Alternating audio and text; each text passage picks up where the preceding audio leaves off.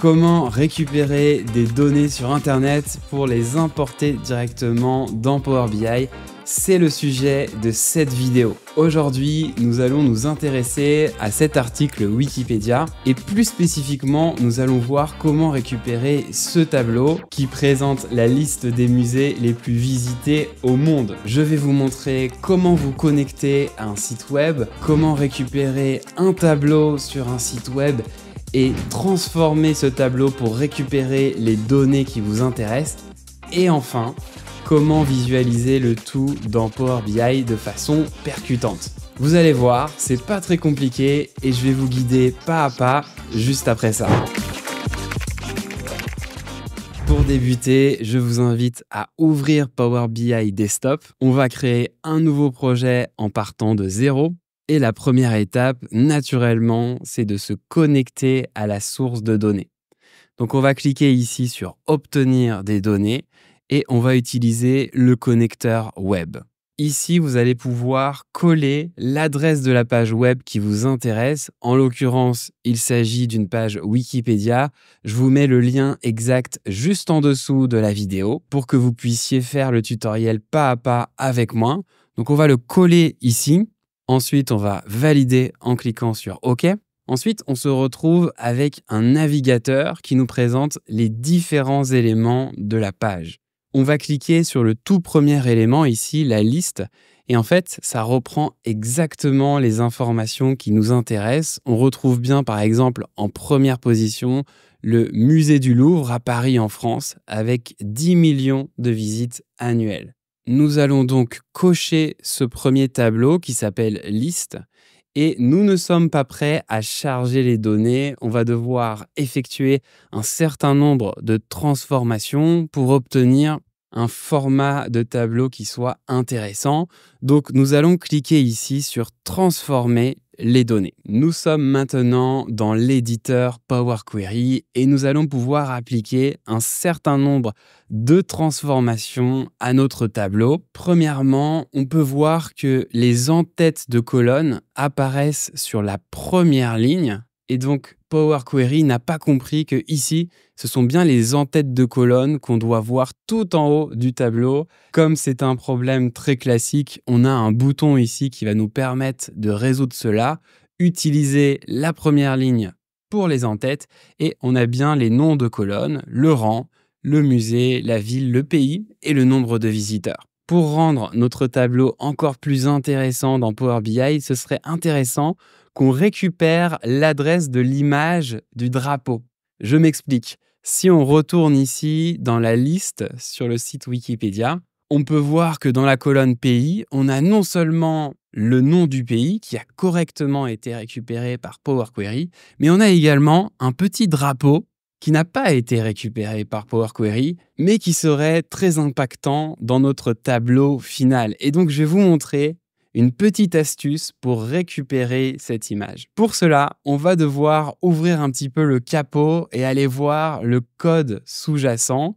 Pour cela, on va cliquer sur « Éditeur avancé » et on voit maintenant le code qui a été rédigé par Power Query. Ça peut être un petit peu intimidant, mais je vais vous guider pas à pas. L'étape qui nous intéresse principalement ici, c'est le moment où le tableau est importé. Et on voit qu'il y a plusieurs colonnes qui sont importées, la colonne 1, la colonne 2, la colonne 3, etc. Pour y voir plus clair dans ce code, on va réorganiser la façon dont il est présenté. On ne va faire aucune modification, mais simplement on va se positionner ici entre les deux accolades, juste avant la colonne 1, et on va faire « Entrée » pour faire passer justement la colonne 1 sur une nouvelle ligne. On va faire la même chose pour la deuxième colonne. On va se placer juste avant l'accolade. On va faire « Entrée », même chose pour la colonne 3 et évidemment les colonnes suivantes. On y voit un petit peu plus clair. À ce stade, on n'a rien changé. On a juste réorganisé le code pour comprendre comment les différentes colonnes sont récupérées. À quel endroit récupère-t-on le nom du pays? Ça se passe ici, colonne 4. Et on voit bien qu'il y a marqué 4 entre parenthèses. 4 fait référence à la 4e colonne. Alors ici, ça va être un tout petit peu technique, mais je vais vraiment vous guider pas à pas pour vous donner la solution. Je vous rappelle, le but, c'est de récupérer ce fameux drapeau en forme d'image. Donc, on va prendre cette ligne ici, qui représente la colonne 4, et on va venir faire CTRL-C. On va venir ensuite à la ligne. On va faire CTRL-V. Pour l'instant, on a vraiment copié exactement la ligne 4. Et d'ailleurs, on ne peut pas avoir deux fois colonne 4. Donc, la deuxième, je vais l'appeler colonne 4 bis, par exemple. Et tout à la fin de la ligne, en fait, juste avant la guillemet ici, on va taper IMG parce que c'est bien l'IMG qu'on souhaite récupérer, l'image. Et ensuite, juste après la guillemet, on va mettre une virgule et on va taper each attributes src. Je vous invite à faire pause et à vérifier que vous avez bien exactement le même code de votre côté. L'objectif, c'est de prendre dans la colonne 4 l'image, mais surtout de récupérer l'adresse de l'image. Donc, voici la syntaxe qui va vous permettre d'obtenir cette image. Ensuite, je vous invite à valider en cliquant sur OK. Et on obtient une nouvelle colonne qui, pour l'instant, s'appelle la colonne 5, qu'on va renommer. On va l'appeler, par exemple, drapeau. Et chaque ligne comporte une adresse qui pointe vers l'image du drapeau, ce qui sera très intéressant dans la partie visualisation. On a presque terminé la préparation des données, mais il y a des colonnes qui sont inutiles. Par exemple, le rang, on va supprimer cette colonne tout simplement en appuyant sur la touche « Supprimer » du clavier. Et un autre point super important, si on va vers la droite, pour le nombre de visiteurs, on va le convertir en nombre entier. Donc, on va cliquer ici sur ABC et on va choisir un nombre entier à la place. Alors, ça n'a pas fonctionné malheureusement. Donc, on va retravailler un tout petit peu les données ici. Premièrement, on va supprimer la dernière étape puisqu'on voit qu'elle vient d'échouer. Donc, on va la supprimer et on va trouver une façon d'extraire uniquement les nombres pour chacune des cellules. Donc, on va cliquer sur l'entête de cette colonne. On va se rendre dans « Ajouter une colonne ». On va choisir « Colonne personnalisée ». Cette nouvelle colonne, je vais l'appeler par exemple « Affluence ». Ensuite, on va utiliser cette fonction « Text.select » et on va venir en premier argument choisir le nombre de visiteurs, virgule, entre crochets, on va mettre 0, entre crochets 9 et on va fermer ici l'accolade et on va fermer la parenthèse. Donc, ce qu'on dit, c'est sélectionne-moi dans ce texte uniquement tout ce qui est entre 0 et 9. Donc, on parle bien des caractères qu'on va ensuite convertir en nombres. On peut ici valider l'opération. Et ce qui est intéressant maintenant, c'est que cette affluence, c'est bien un nombre. Donc, on va pouvoir choisir le type de données et basculer vers un nombre entier. Le nombre de visiteurs ici qui était en échec précédemment, on s'en débarrasse, on supprime cette colonne. Il ne nous reste plus qu'à renommer la requête. On va double-cliquer ici, on va l'appeler par exemple musée. Et voilà, les données sont enfin prêtes et nous allons pouvoir passer à la visualisation des données. On va retourner ici dans le menu Accueil et on va cliquer sur Fermer et Appliquer afin de charger les données dans Power BI. Tout à droite de l'écran, on retrouve bien notre requête musée qu'on va déplier et on a les informations qui nous intéressent. On va cocher le musée, le pays, le drapeau et enfin l'affluence. Ce sera déjà un très bon point de départ.